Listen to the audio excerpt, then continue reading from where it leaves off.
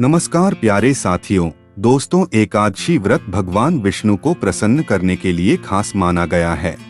मान्यता है कि इस दिन श्री हरि विष्णु की विधिवत पूजा करने से मां लक्ष्मी भी प्रसन्न हो जाती हैं। दोस्तों, हिंदू धर्म में एकादशी तिथि बहुत महत्वपूर्ण मानी गई है। एकादशी व्रत भगवान विष्णु को समर्पित है। आश्विन मास के शुक्ल पक्ष की एकादशी को पापांकुशा एकादशी कहा जाता है। शास्त्रों के अनुसार एकादशी व्रत करने से भगवान विष्णु का आशीर्वाद प्राप्त होता है और जातक सभी सुखों को भोगकर अंत में मोक्ष को जाता है। पापांकुशा एकादशी आमतौर पर अक्टूबर या नवंबर महीने में पड़ती है।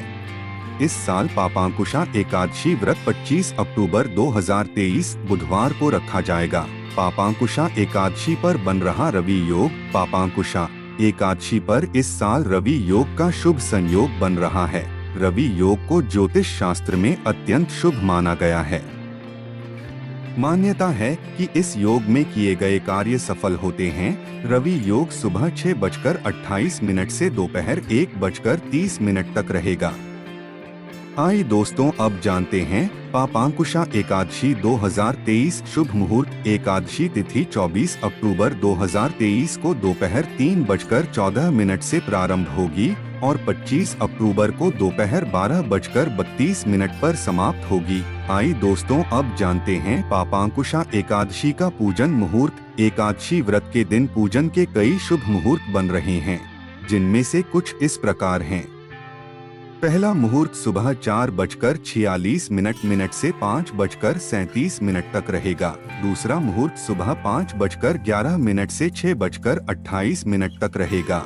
तीसरा मुहूर्त शाम को 5:42 से 6:08 तक रहेगा। अगला मुहूर्त 25 अक्टूबर 2023 को सुबह 6:53 से 8:21 तक। तो साथियों, आइए अब जानते हैं पापांकुशा एकादशी व्रत पारण का समय। पापांकुशा एकादशी व्रत का पारणा 26 अक्टूबर 2023 को किया जाएगा।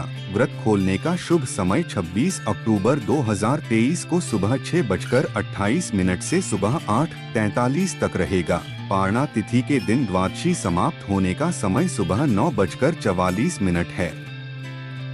तो साथियों, आइए अब जानते हैं एकादशी पूजा विधि। सबसे पहले दोस्तों, सुबह उठकर स्नान आदि से निवृत्त हो जाएं, फिर घर के मंदिर में दीप प्रज्वलित करें। भगवान विष्णु का गंगाजल से अभिषेक करें। उसके बाद भगवान विष्णु को पुष्प और तुलसी दल अर्पित करें।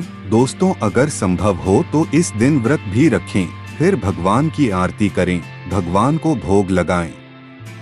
इस बात का विशेष ध्यान रखें कि भगवान को केवल सात्विक चीजों का भोग लगाया जाता है। भगवान विष्णु के भोग में तुलसी को जरूर शामिल करें। ऐसा माना जाता है कि बिना तुलसी के भगवान विष्णु भोग ग्रहण नहीं करते। इस पावन दिन को भगवान विष्णु के साथ ही माता लक्ष्मी की पूजा जरूर करें।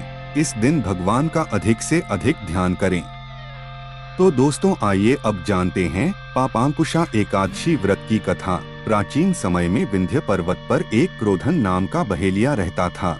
वह क्रूर स्वभाव का था। उसका सारा जीवन हिंसा, लूटपाट, मद्यपान और गलत संगति पाप कर्मों में ही व्यतीत हुआ था। जब अंत समय में यमराज के दूत बहेलिये को लेने आए और यमराज ने बहेलिया से कहा कि कल तुम्हारा अंतिम दिन है, कल हम तुम्हें ले जाएंगे। यह बात सुनकर बहेलिया बहुत भयभीत हो गया और महर्षि अंगिरा के आश्रम में पहुंचा और महर्षि अंगिरा के चरणों में गिरकर प्रार्थना करने लगा।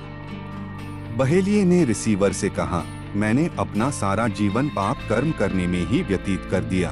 कृपया करके आप मुझे कोई ऐसा मार्ग बता दीजिए जिससे मेरे सारे के सारे पाप मिट जाएं और मुझे मोक्ष की प्राप्ति हो जाए। उसके निवेदन पर महर्षि अंगिरा ने उसे आश्विन शुक्ल की पापांकुशा एकादशी का व्रत विधि पूर्वक करने को कहा। महर्षि अंगिरा के कहे अनुसार उस बहेलिये ने यह व्रत किया और उसने अपने किए हुए सारे पापों से छुटकारा पा लिया। इस व्रत पूजन से भगवान की कृपा से वह विष्णु लोक में गया। तो दोस्तों, इस वीडियो के लिए धन्यवाद।